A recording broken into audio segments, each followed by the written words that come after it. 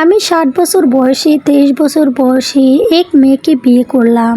কিন্তু আমাদের বিয়ের রাতে যখন আমি তার পোশাক খুললাম, তার শরীরে এমন কিছু দেখলাম যা আমাকে ব্যস্তব্য করে দিল।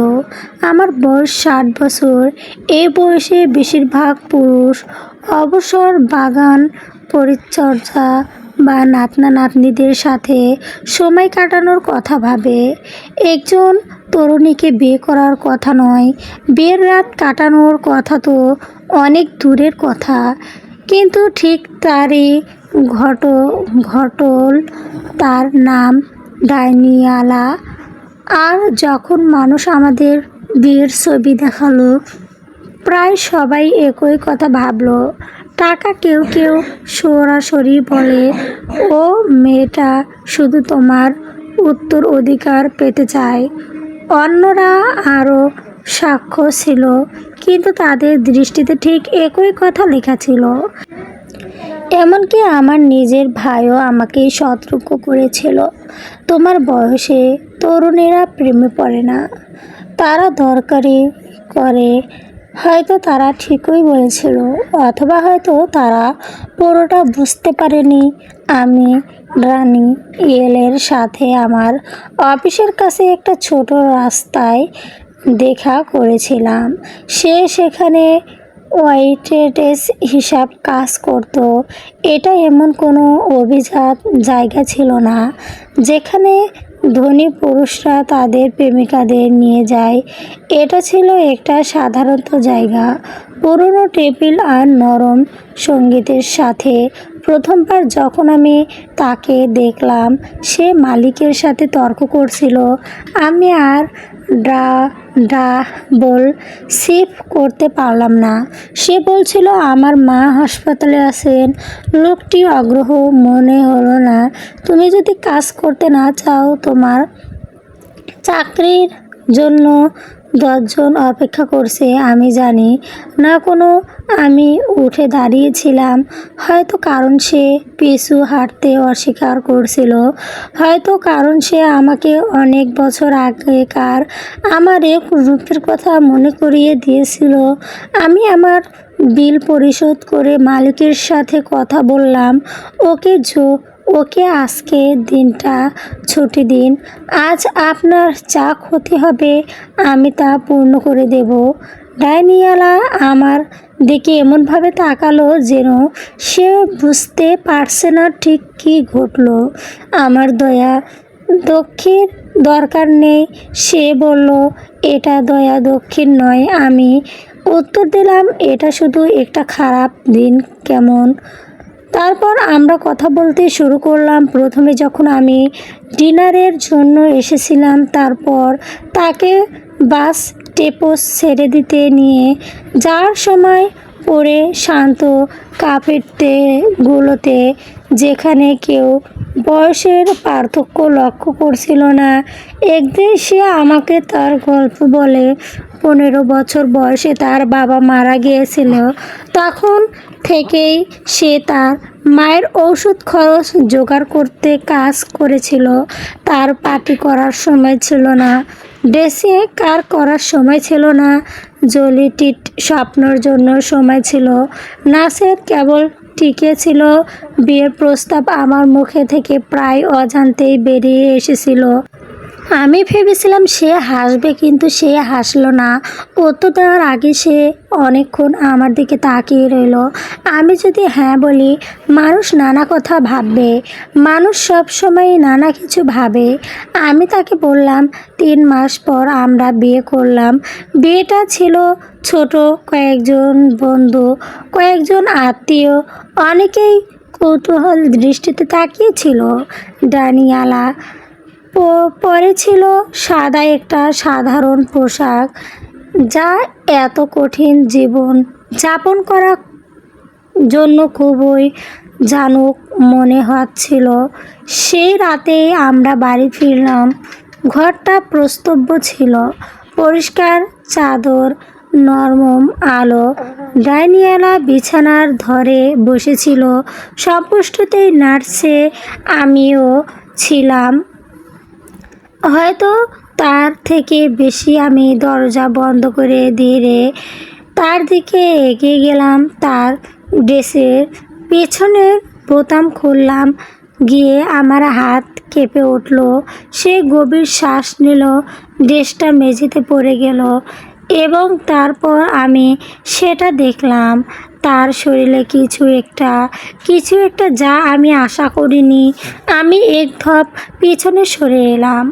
আশ্চর্যজনক নয়, ব্যর্থতাজনক, কারণ আমার সামনে যা দাঁড়িয়েছিল তা ছিল না এক সহজ জীবন খোঁজ করা তরুণী দেহ।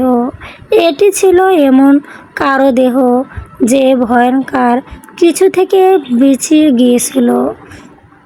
কক্ষটি নারীর হয়ে গেল। ডানিয়েলা তার দৃষ্টি নিচু করে ফেলল। যে সে কঠিনই জানে আমি কি দেখেছি।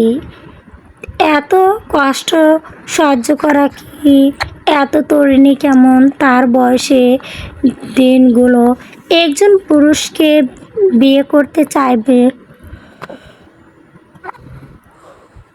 তার পোশাকের নিচে লুকানো দাগগুলোর পেছনে কি গল্প লুকিয়েছিল?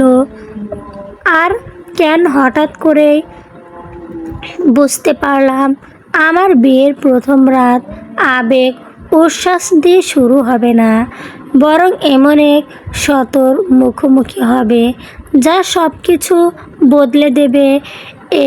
এরপর কি ঘটলো? ঘরটা তখনও নিস্তব্ধ। ডাইনিয়ালা দাঁড়িয়ে ছিল মাথা নিচু করে। তার কাঁধে কাঁপছিল, যেন সে আগেই জানতো এই মুহূর্তটা একদিন আসবেই।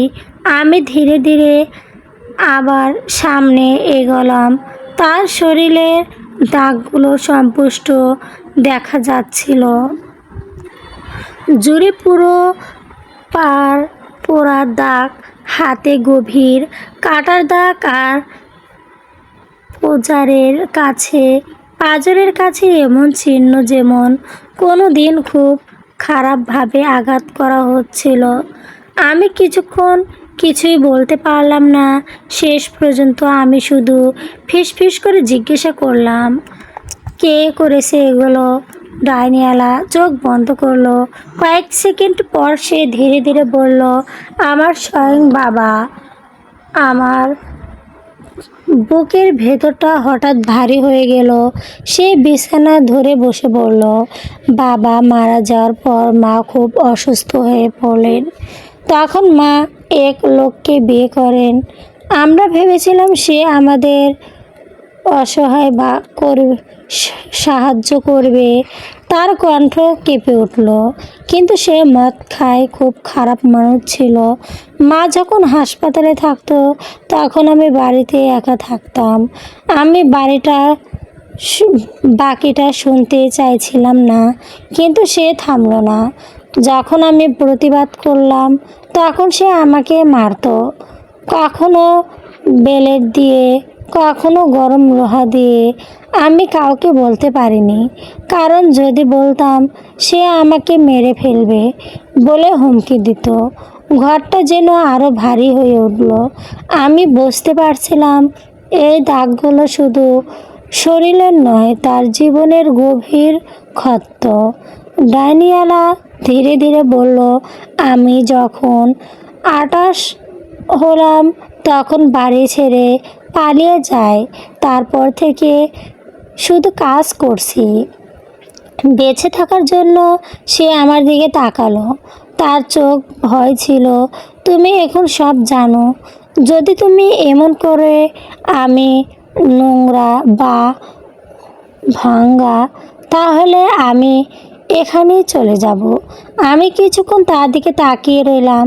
তারপর ধীরে ধীরে তার কাঁধে একটা চাদর জড়িয়ে দিলাম। ডাইনিয়ালা, তুমি ভাঙ্গা নও। সে বিস্ময়ে আমার দিকে তাকালো। আমি বললাম, তুমি বেঁচে গেছো, আর সেটা অনেক বড় শান্তির কথা বলো। সেই রাতে আমরা এক অপরকে স্পর্শ করিনি, আমরা শুধু কথা বলেছিলাম অনেক রাত পর্যন্ত।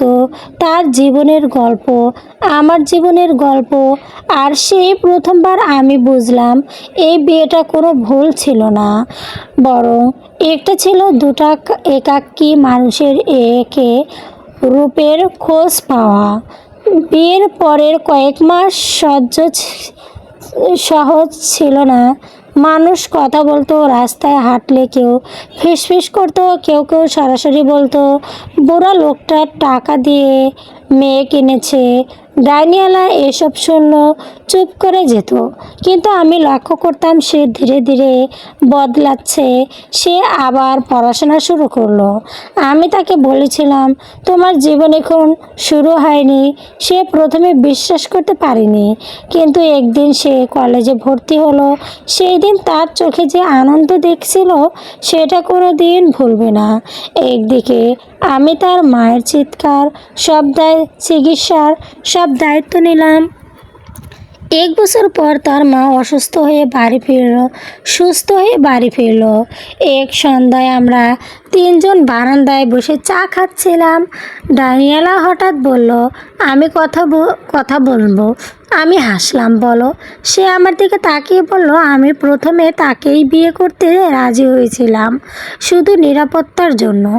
আমি মাথা নাড়ালাম। আমি জানতাম। সে অবাক হয়ে গেল। তুমি জানতো তবু বিয়ে করেছিলে? আমি শান্তভাবে বললাম, হ্যাঁ, কারণ আমি দেখেছিলাম তুমি খারাপ মানুষ নও, তুমি শুধু খুব কষ্টের মধ্যে ছিলে। ডানিয়ালার চোখে ভিজে উঠল। সে ধীরে ধীরে আমার হাত ধরলো, কিন্তু এখন আর সেটা করে নাই। আমি তাকালাম। সে ফিসফিস করে বলল, এখন আমি তাকে ভালোবাসি। আমার জীবনের অনেক বড় বড় মুহূর্ত এসেছে, ব্যবসা, সাফল্য, সম্মান, কিন্তু সেই মুহূর্তের মতো মূল্যবান আর কিছুই ছিল না। সেই দিন আমি বুঝলাম মানুষ আমাদের বিয়ে দেখে যা ভেবেছিল তারা ভুল ছিল। এক টাকা বা সুবিধা গল্প ছিল না, এটা ছিল দুটা ভাঙা জীবনের একসাথে নতুন করে শুরু করার গল্প। আর কখনো কখনো ভালোবাসার চেয়েও অপসৃত জায়গা থেকে জন্ম নেয় চলবে। গল্পটি অনেক সুন্দর। যদি ভালো লেগে থাকে দয়া করে চ্যানেলটাকে সাবস্ক্রাইব করবেন প্লিজ।